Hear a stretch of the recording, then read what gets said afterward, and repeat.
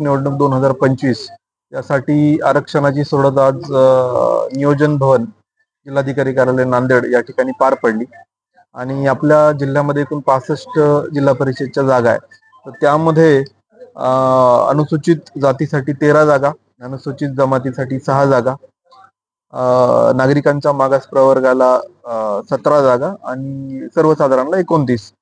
अशा पद्धतीने already bifurcation झालेलं होतं. आणि मग त्या अनुषंगाने आपण जे वर्कआउट केलेलं आहे, अनुसूचित जातीसाठी 7 स्त्रियांच्या जागा होत्या आणि चिठ्ठ्या टाकून आपण सर्वांच्या समक्ष व्हिडिओग्राफीमध्ये पारदर्शक पद्धतीने या सगळ्या सोडती आपण काढलेल्या आहेत.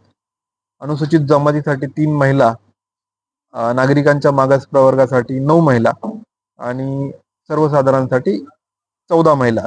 अशा पद्धतीने साधारणपणे 5 आरक्षणाच्या बाबतीमध्ये आपण चिठ्ठ्या टाकून आरक्षण निश्चित केलेलं आहे.